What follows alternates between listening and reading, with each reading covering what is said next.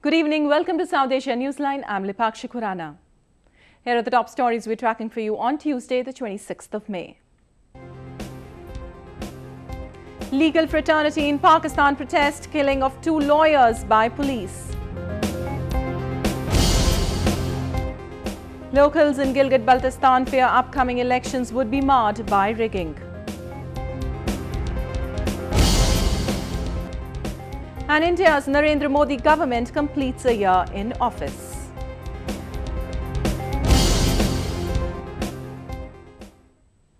And now for all the details, the Sindh High Court has rejected the anticipatory bail plea of Shoaib Sheikh, the CEO of Pakistani IT major Exact, in the fake degree scam. Pakistan government has also sought the help of the FBI in probing the multi-million-dollar fraud. The Federal Investigation Agency team probing the Exact scandal questioned company CEO Shoaib Sheikh in connection with the case on Tuesday. A number of top officials of the company who've been taken into custody have also been cross-examined. Though Sheikh has been interrogated twice, the FIA team has not yet moved towards arresting him.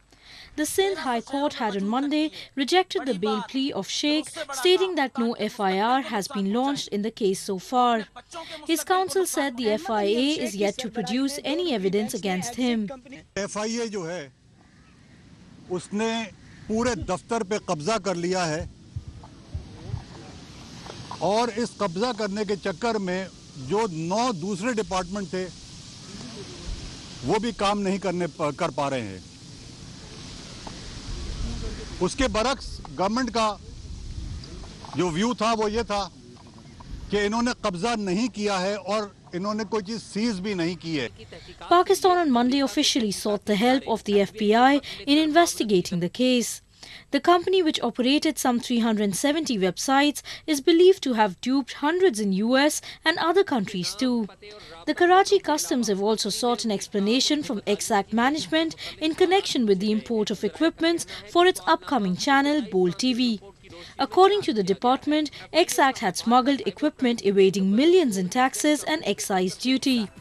Following the controversy over its parent company, a number of top journalists of Bold TV, including Editor-in-Chief Kamran Khan, has quit the channel, which was scheduled to begin broadcasting in a couple of months. Over 2 dozen Afghan security personnel have been killed in the Taliban siege in southern Afghanistan. The country has witnessed an alarming rise in terror attacks since the Taliban announced its annual fighting season last month. Afghan security officials on Tuesday confirmed that a Taliban siege in southern Helmand province was over. At least 19 policemen and 7 soldiers were killed when a number of Taliban fighters attacked police and military posts at Nowzad in south of provincial capital Lashkar Gah. The attack started early on Monday when the insurgents overran multiple police checkpoints across the district. According to reports, the attackers had advanced within 65 feet of the police headquarters after seizing vehicles and weapons. The attack came hours after a suicide bombing killed 11 and wounded several others in the southern province of Zabul.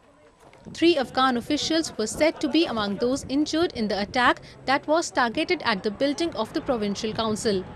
The Ashraf Ghani government had in March launched an operation against the militants to check the Taliban's spring-summer offensive. The violence in Afghanistan has, however, intensified ever since the terror outfit launched its warm weather offensive late in April. The legal fraternity across Pakistan boycotted court proceedings on Tuesday. This comes after 2 lawyers were killed during clashes with the police in Eastern Punjab province a day before. Lawyers across Pakistan abstained from the courts, demanding the arrest of police officers responsible for the killing of 2 lawyers on Monday. Cities in Punjab were put under tight security cover on Tuesday following the clashes between the police and lawyers across the province a day before.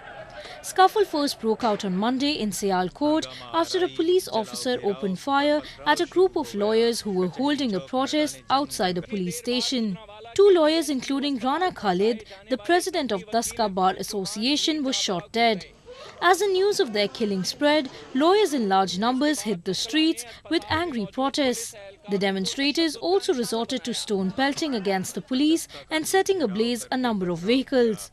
Similar demonstrations were held in Lahore, Multan, Faisalabad and Gujranwala too. In Multan, the agitation turned violent as the lawyers caused damages to a police station and government vehicles. Taking note of the matter, the Punjab government has ordered a judicial probe into the incident. The police officer who opened fire at the lawyers in Sialkot has also been reportedly taken into custody. Gilgit-Baltistan is gearing up for its provincial elections next month, but locals in the Himalayan region feel the outright rigging and poll fraud will not yield any result towards a fair electoral process. The remote region of Gilgit-Baltistan is set to hold a mockery of elections yet again, locals have claimed. Gilgit, which is under the illegal occupation of Pakistan for over 6 decades, is run by a puppet administration propped up by Islamabad and a semblance of democracy. A Gilgit-Baltistan council headed by Pakistan Prime Minister currently oversees the administration of the Himalayan region. Election commissioner भी जब आपके नून league का एक परवरदा हो, जब बाकी bureaucracy भी उन्हीं की मातहत हो, हत्ता पुलिस के वो पंजाब के पब्लिक सर्विस कमीशन के ऑफिसर्स, पंजाब के ऑफिसर्स, जिनको कानूनी तौर पर आप किसी और सूबे में अपॉइंट नहीं कर सकते, उनको भी यहां पर लाया गया और अपॉइंट किया गया है। तो ये चीजें बताती हैं कि नीयतें कहीं पर भी दुरुस्त नहीं है। हम इस सूरत हाल में इलेक्शंस को शफाफ तौर पर मुनक़िद होता हुआ नहीं देख रहे। Nationalist leader Baba Jan, who is serving a life sentence, has been declared the official candidate of the Awami Workers' Party. Jan, who has remained at the forefront of highlighting Pakistan's oppressive policies, had boycotted the last general elections in 2009. His supporters believe the Pakistan People's Party, which won the polls, has lost most of its credibility during its 5-year term. Shahidi added that all promises made by Prime Minister Nawaz Sharif are a nail in the coffin of the failed electoral process in Gilgit. गुज़श्ता हुकूमतों में हो चुका है, उसका credit जनाब वज़ीर आज़म साहब ने इंतखाबी हवाले से अपने लिए मैदान बनाने के लिए वो सारा क्रेडिट खुद ले लिया और कुछ ऐसे ऐलानात करके चले गए जिनका वक़ूफ़ पज़ीर होना हमें नहीं लगता इतनी जल्दी हो सके, लेकिन उनके जरिए से अवाम की वोटिंग पर और इंतखाबात पर वो जरूर असरअंदाज होने की कोशिश करेंगे। The recent appointment of Barjees Tahir as the new governor of Gilgit-Baltistan has drawn sharp criticism from locals and opposition parties alike. Many believe it is just one of the ways to facilitate poll rigging in the upcoming elections in favor of Prime Minister Sharif's political party. India's Narendra Modi-led government completed its 1 year in office on Tuesday. Supporters feel his administration has set the pace for changing India's growth story with its populist policies and global approach. However, critics say much more needs to be done to implement it on the ground.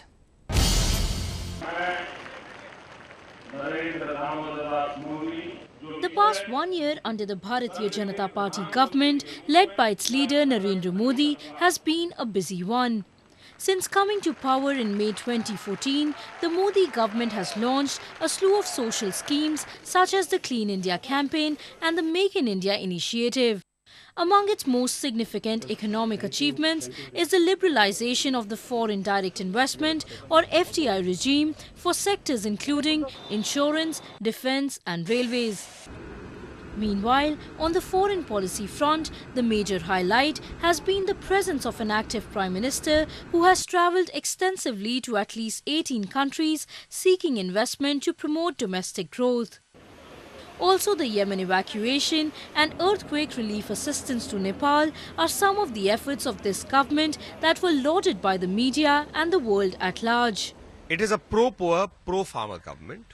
It also is seeing how to expand economic activity. All the priorities are clear.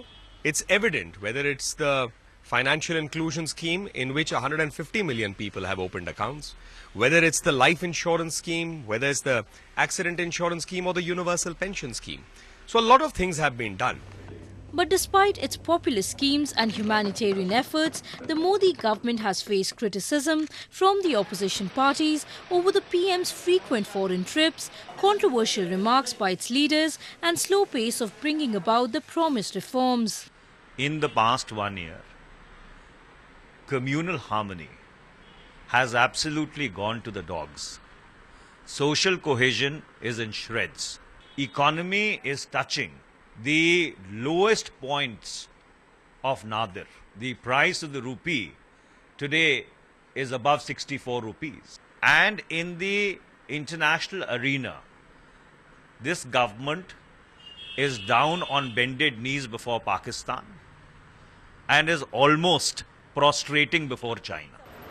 The delay in passing key legislations such as the Goods and Services Tax Bill and the Land Acquisition Bill has further fueled concerns over the government's potential to usher in big-ticket reforms.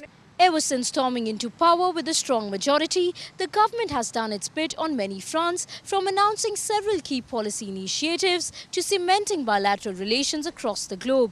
But with the passing of a first year in power, the Modi government will now be expected to start delivering instead of just promising. Avneet Arora for South Asia Newsline in New Delhi.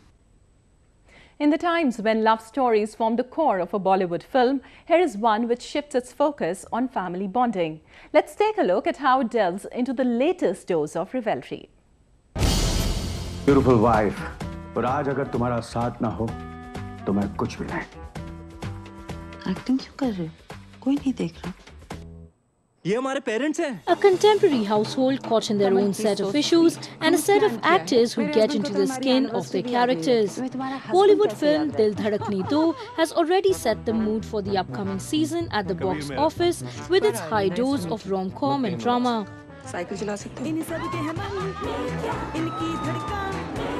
The entire star cast of the ensemble promoted their latest at a brunch event in entertainment capital Mumbai.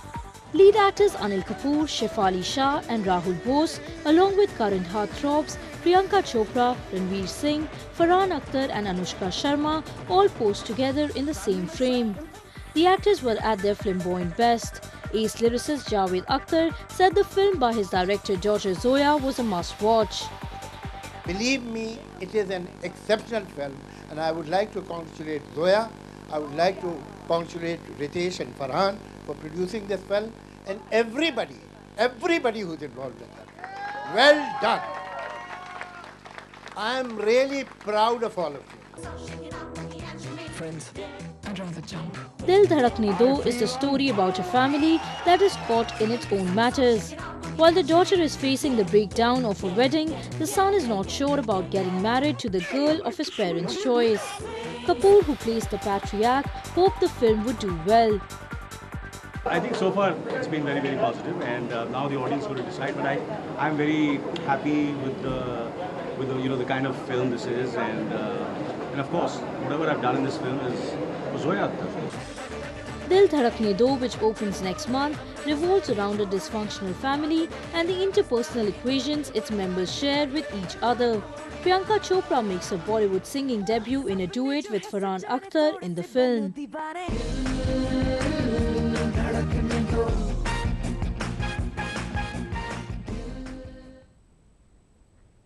Well, that's the way it was in South Asia this evening. Before we conclude, the top stories once again. Legal fraternity in Pakistan protest killing of 2 lawyers by police. Locals in Gilgit-Baltistan fear upcoming elections would be marred by rigging. And India's Narendra Modi government completes a year in office.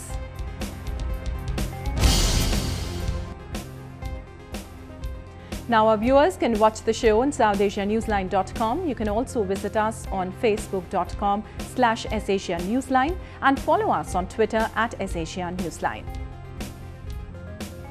That's all in tonight's edition. We'll see you same time tomorrow. Good night.